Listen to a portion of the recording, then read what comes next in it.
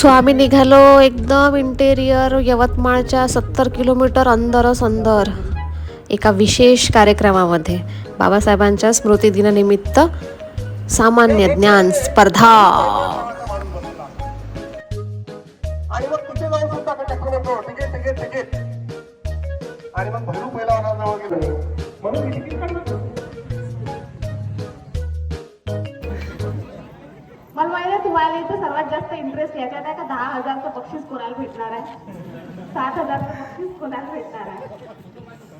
पण हे तर आपण जाहीर करू, आता आलो आहे आपण त्याचा निकाल तर लावणारच आहे. पण हा म्हणजे आपण ज्या कार्यक्रमाला आलो ते कशासाठी आलो माहिती तुम्हाला काय आहे? हा शाबास, तुम्ही चांगल्या शाळेत शिकता.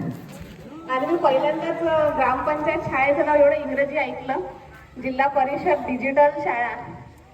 कारण आम्ही तर मराठी शाळेत शिकलो, आमच्या शाळेचं नाव इंग्रजी नव्हतं. तर जसं की आज जे आहे आपण बाबासाहेब यांच्या पुण्यतिथी जी होती आता 6 डिसेंबरला है ना, तसा तर तो आपल्यासाठी दुःखाचा दिवस आहे. आणि जगभरात काय होते, कॅन्डल मार्च काढल्या जाते त्या दिवशी नाही का, दुःख व्यक्त करायसाठी. परंतु तुम्ही एवढ्या इंटेरियर भागात राहून सुद्धा तुमच्या दिमागामध्ये असं आलं की का नाही आपण एखादी सामान्य ज्ञान स्पर्धा घ्यावं, है की नाही. म्हणजे नुसतीच कॅन्डल लावून विजण्यापेक्षा लोकांच्या डोक्यात कॅन्डल लावलेली कधी चांगली. तर त्यासाठी आयोजकांचे खूप जोरदार त्यांचा आभार की एवढा चांगला विचार त्यांनी या ठिकाणी केला.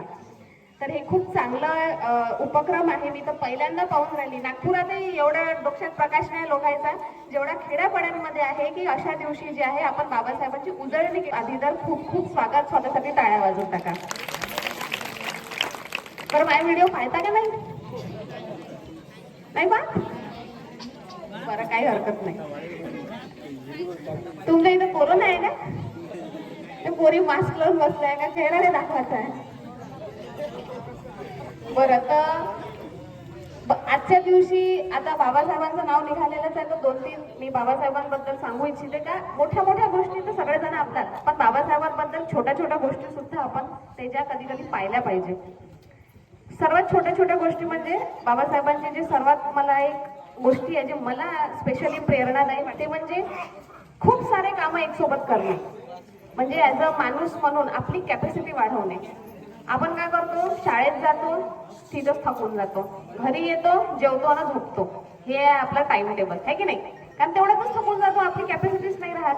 पण बाबासाहेब काय करत होते, बाबासाहेब संविधान लिहत होते, त्यानंतर तुमच्या आमच्यासाठी अजून काही काही लिहत होते, पुस्तकं लिहत होते, त्यानंतर मीटिंगा घेत होते, आपले विचार व्यक्त करत होते, त्यानंतर स्वतःलाही वेळ देत होते, व्हायलिन शिकत होते.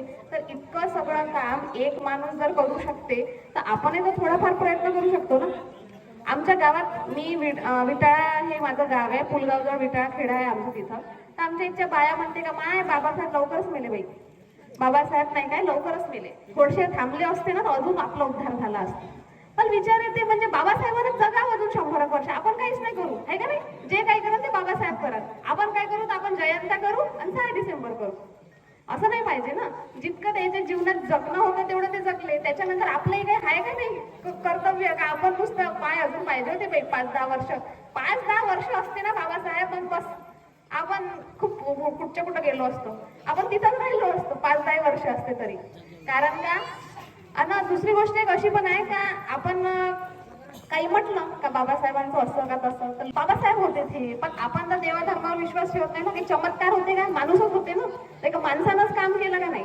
तर जेव्हा माणूस एवढे मोठे मोठे काम करू शकते, ते तुमच्या आमच्या सगळ्या खेड्या गावातून येऊन, तर आपण काही तर करू शकतो जीवनात, नाही का. काही ना काही एक चांगली नोकरी, काही स्वतःच्याच जीवनाचा स्वतःचाच उद्धार. तर ह्या गोष्टी आपण बाबासाहेबांकडून शिकलं पाहिजे.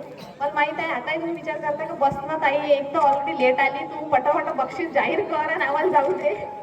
तर मी आता तुमचा जास्त वेळ घेत नाही आणि मी इथे थांबते. तर सगळ्यांना जय भीम, आणि अशीच तुमच्या मनात बाबासाहेबांबद्दल ज्योत जगत राहो. आणि हा एवढा चांगला कार्यक्रम ऑर्गनाईज केल्याबद्दल एकदा आयोजकाचेही आभार, धन्यवाद, जय भीम. बाबासाहेब होते ते, पण आपण तर देवा धर्मावर विश्वास ठेवत नाही ना. काही चमत्कार होते का, माणूसच होते ना, ते माणसानंच काम केलं का नाही. तर जेव्हा माणूस एवढे मोठे मोठे काम करू शकते ते तुमच्या आमच्या सगळ्या खेड्या गावातून येऊन, तर आपण काही तर करू शकतो जीवनात, नाही का? काही ना काही एक चांगली नोकरी, काही स्वतःचा जीवनाचा स्वतःचाच उद्धार. तर ह्या गोष्टी आपण बाबासाहेबांकडून शिकलं पाहिजे. मला माहित आहे आताही तुम्ही विचार करता की बसणं ताई एक तर ऑलरेडी लेट आली, तू पटापट बक्षीस जाहीर कर आणि आम्हाला जाऊ दे. तर मी आता तुमचा जास्त वेळ घेत नाही आणि मी इथे थांबते. तर सगळ्यांना जय भीम आणि अशीच तुमच्या मनात बाबासाहेबांबद्दल ज्योत जगत राहो. आणि हा एवढा चांगला कार्यक्रम ऑर्गनाईज केल्याबद्दल एकदा आयोजकाचेही आभार. धन्यवाद. जय भीम. आधी तर खूप खूप स्वागत, स्वतःसाठी टाळ्या वाजवून टाका. बरं, माझा व्हिडिओ पाहता का नाही? नाही पाहत? बरं, काही हरकत नाही. तुमच्या इथं कोरोना आहे का? पोरी मास्क लावून बसलाय का? चेहरा नाही दाखवायचा आहे. बरं, तर आजच्या दिवशी आता बाबासाहेबांचं नाव निघालेलंच आहे, तर 2-3 मी बाबासाहेबांबद्दल सांगू इच्छिते. का मोठ्या मोठ्या गोष्टी तर सगळेजण आपल्याला सांगतात, पण बाबासाहेबांबद्दल छोट्या छोट्या गोष्टी सुद्धा आपण त्याच्या कधी कधी पाहिल्या पाहिजे. सर्वात छोट्या छोट्या गोष्टी म्हणजे बाबासाहेबांची जी सर्वात मला एक गोष्टी आहे जे मला स्पेशली प्रेरणादायी वाटते, ते म्हणजे खूप सारे कामं एक सोबत करणे. म्हणजे ॲज अ माणूस म्हणून आपली कॅपॅसिटी वाढवणे. आपण काय करतो? शाळेत जातो, तिथंच थकून जातो, घरी येतो, जेवतो आणि झोपतो. हे आहे आपलं टाइम टेबल, आहे की नाही? कारण तेवढ्यातच थकून जातो, आपली कॅपॅसिटीच नाही राहत. पण बाबासाहेब काय करत होते? बाबासाहेब संविधान लिहत होते, त्यानंतर तुमच्या आमच्यासाठी अजून काही काही लिहत होते, पुस्तकं लिहत होते, त्यानंतर मिटिंगा घेत होते, आपले विचार व्यक्त करत होते, त्यानंतर स्वतःलाही वेळ देत होते, वायलन शिकत होते. तर इतकं सगळं काम एक माणूस जर करू शकते, तर आपणही तर थोडाफार प्रयत्न करू शकतो ना. आमच्या गावात मी विटाळा हे माझं गाव आहे, पुलगावजवळ विटाळा खेडा आहे आमचं तिथं. तर आमच्या इथच्या बाया म्हणते का माय बाबासाहेब लवकरच मेले बाई, बाबासाहेब नाही काय लवकरच मेले, थोडेसे थांबले असते ना तर अजून आपला उद्धार झाला असता. पण विचार येते म्हणजे बाबासाहेबांना जगावं अजून 100 वर्ष, आपण काहीच नाही करू, आहे का नाही? जे काही करत ते बाबासाहेब करत, आपण काय करू? आपण जयंता करू आणि 6 डिसेंबर करू. असं नाही पाहिजे ना. जितकं त्याच्या जीवनात जगणं होतं तेवढं ते जगले, त्याच्यानंतर आपलंही काही आहे का नाही कर्तव्य? का आपण नुसतं पाय अजून पाहिजे होते 5-10 वर्ष, 5-10 वर्ष असते ना बाबासाहेब, पण बस आपण खूप कुठच्या कुठं गेलो असतो, आपण तिथंच राहिलो असतो 5-10 वर्ष असते तरी. कारण का? आणि दुसरी गोष्ट एक अशी पण आहे का, आपण काही म्हटलं का बाबासाहेबांचं असं का तसं, तर नाही आता हाय की बाई वेळ. मला माहिती आहे तुम्हाला इथं सर्वात जास्त इंटरेस्ट याच्यात आहे का 10,000चं बक्षीस कोणाला भेटणार आहे, 60,000चं बक्षीस कोणाला भेटणार आहे.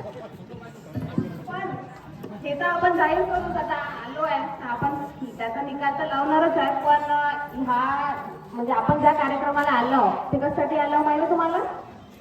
काय? हा, शाबास, तुम्ही चांगल्या शाळेत शिकता. आणि मी पहिल्यांदाच ग्रामपंचायत शाळेचं नाव एवढं इंग्रजी ऐकलं, जिल्हा परिषद डिजिटल शाळा.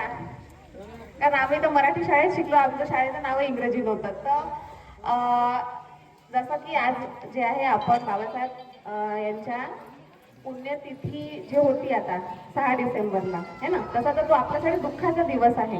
आणि जगभरात काय होते? कॅन्डल मार्च काढल्या जाते त्या दिवशी, नाही का, दुःख व्यक्त करायसाठी. परंतु तुम्ही एवढ्या इंटेरियर भागात राहून सुद्धा तुमच्या दिमागामध्ये असं आलं की का नाही आपण एखादी सामान्य ज्ञान स्पर्धा घ्यावं, है की नाही? म्हणजे नुसतीच कॅन्डल लावून विजण्यापेक्षा लोकांच्या डोक्यात कॅन्डल लावलेली कधी चांगली. तर त्यासाठी आयोजकांचे खूप जोरदार त्यांचा आभार की एवढा चांगला विचार त्यांनी या ठिकाणी केला. तर हे खूप चांगलं उपक्रम आहे. मी तर पहिल्यांदा पाहून राहिली, नागपुरातही एवढा डोक्यात प्रकाश नाही लोकांचा जेवढा खेड्यापाड्यांमध्ये आहे की अशा दिवशी जे आहे आपण बाबासाहेबांची उजळणी घेतो.